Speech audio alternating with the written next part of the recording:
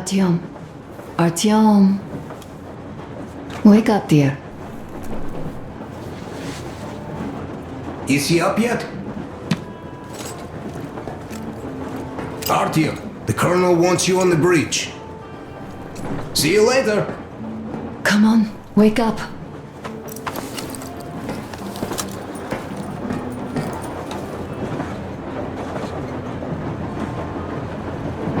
You did a great job there. We're not home anymore, so we'd all better act like you did. Smoothly. It's not like there's many of us humans left now. So I hope someday we will be able to trust others just because. Because they are people too. Am I bothering you? Sorry, I'm in a philosophical mood today. Stay here for a bit, Artyom.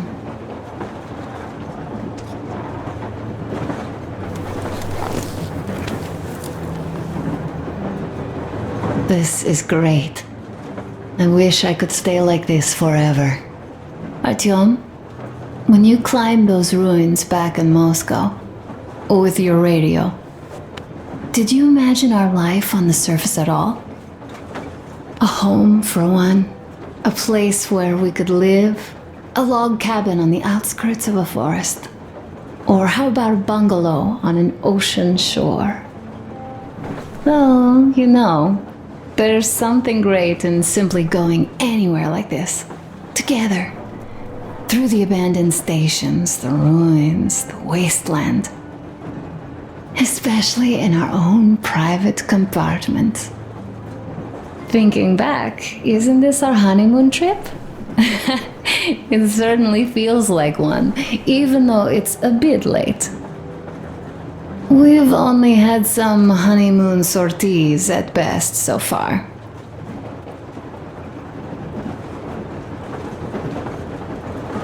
You know, I had a talk with Katya.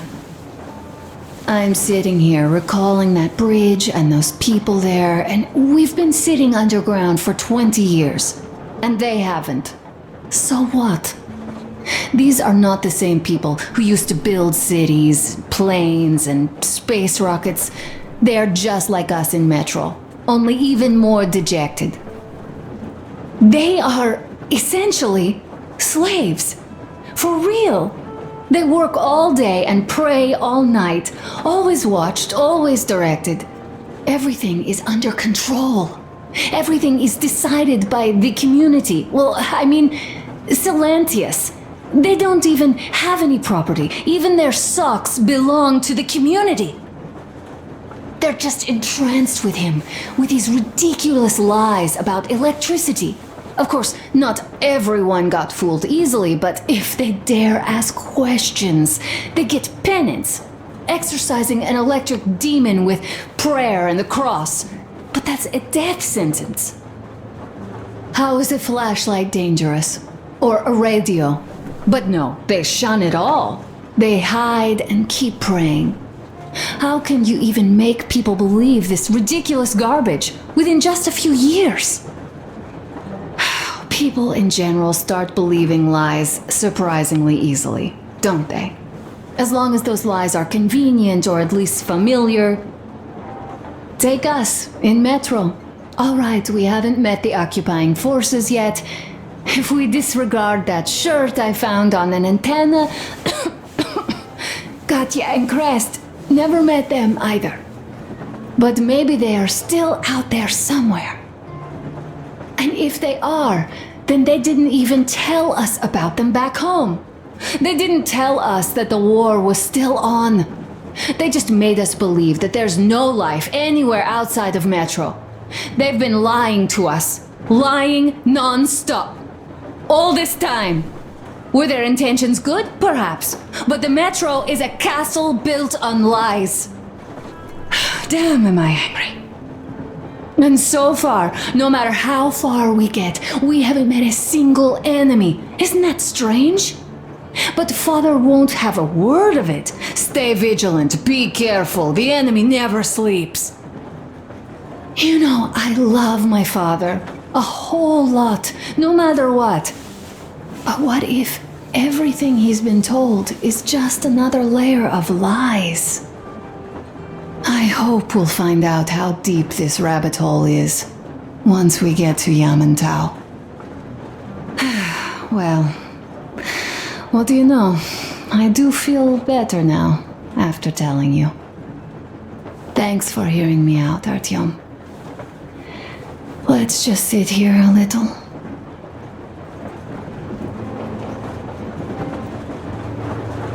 All right, run along. Dad wanted something.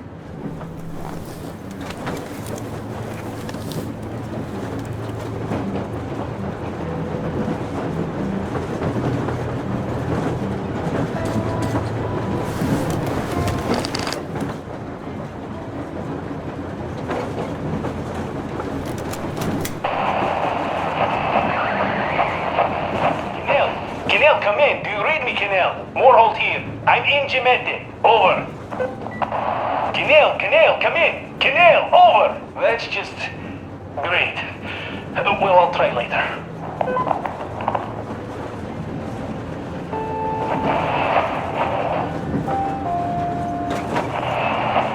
Why are these Menshikos asked so much? How long has it been since he even arrived in Irkutsk? Not even 2 years. You better reconsider.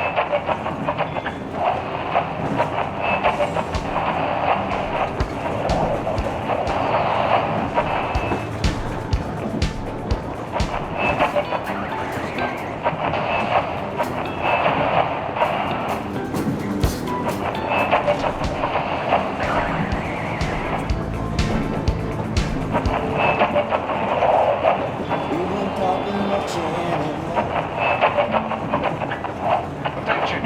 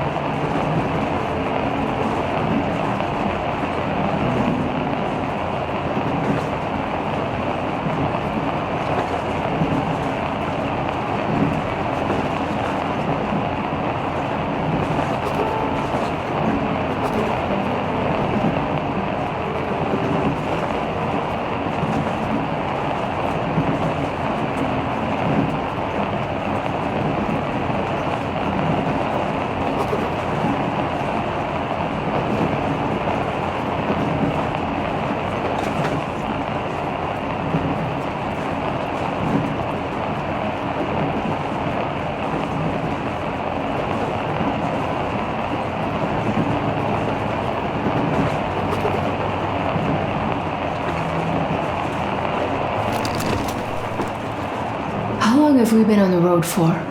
I've been listening to the radio too. And there was not a single transmission about any occupying force. There's so much regular chatter. So many stories. Dad says all those are coded transmissions, that they all have hidden meaning, but why would they be so secretive? Why aren't they using this railroad? Why don't they at least control its key junctions? Why did they not install any roadblocks? If they are even out here. This is the main transport artery, after all. Maybe they are not here at all. Maybe they never came here, or they are already gone. Though, where to?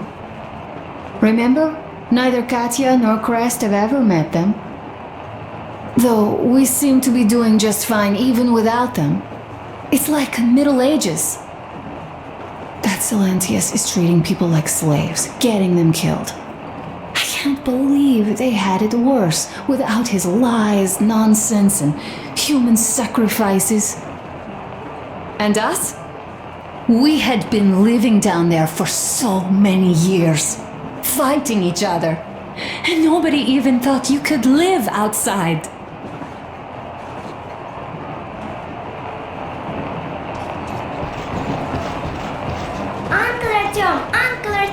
Uncle Tokarev has already set his shop up. Wanna go look? It's so...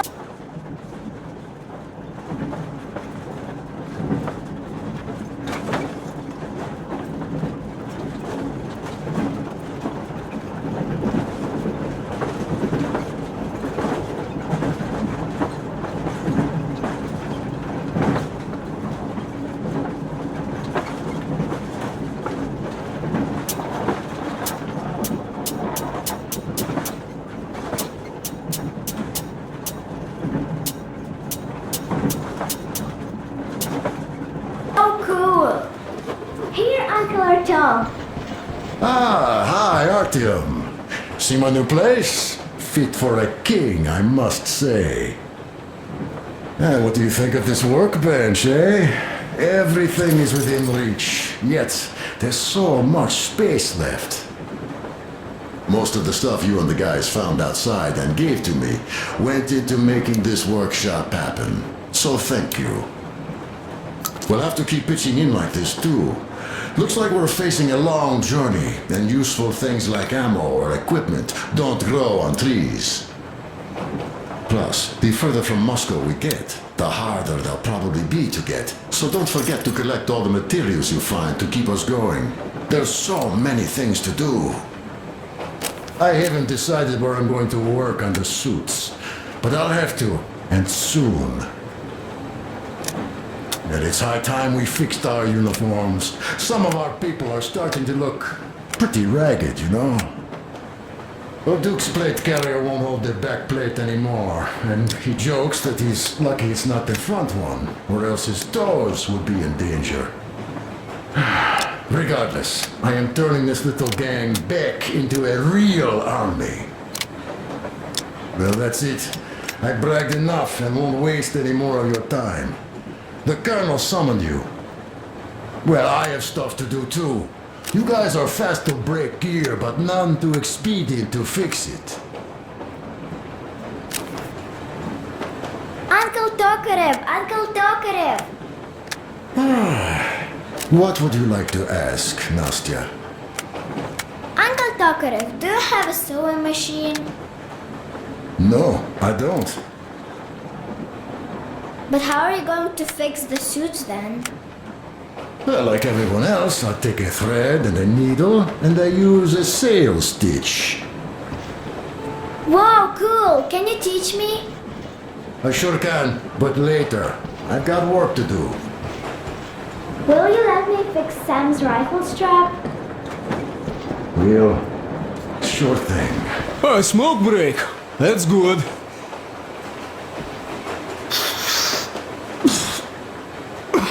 Oh, this is one mean smoke.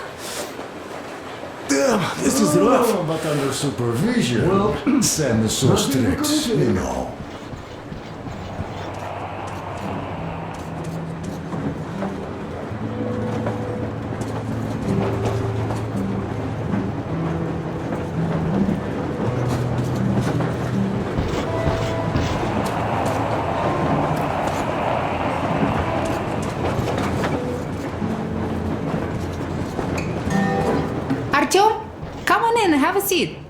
Stepan's putting on a live performance here. So, Artyom, are you up for a jam? Come on, pick the guitar up.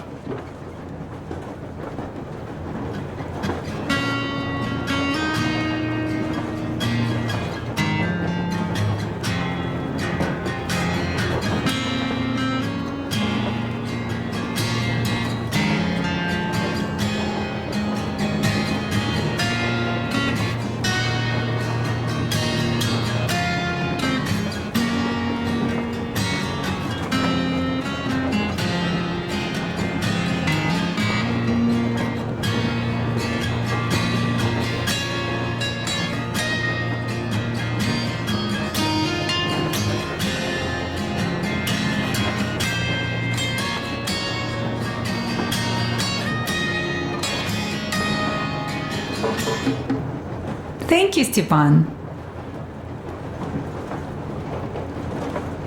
I'm sorry to ask, Katya, but Nastya's father, he's dead, isn't he? Does Nastya know?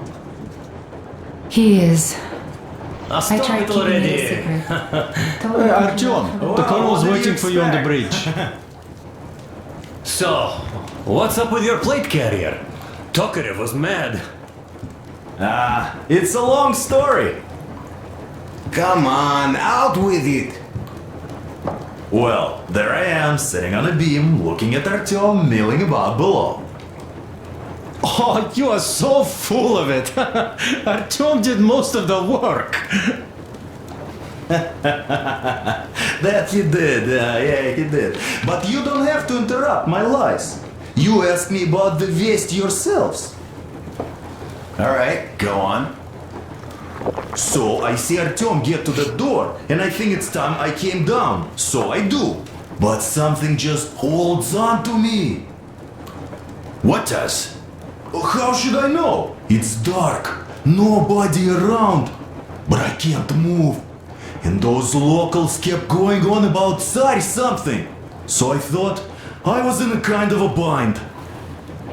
So I just unfastened the safety and let down. There was that shed down there. The roof was kind of close. And what about the Tsar? Oh, blue, the Tsar was huge, scary as shit.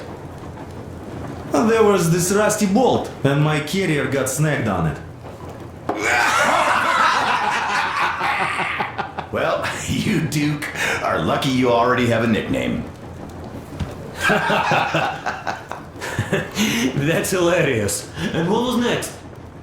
Oh, next. Next we jumped that old preacher of theirs. Well, Artyom did most of it. He swooped in like a hawk. Yeah, he's good. While I was clamoring about those beams and fighting that side. Come here, Artyom. Oh, I'm killing myself.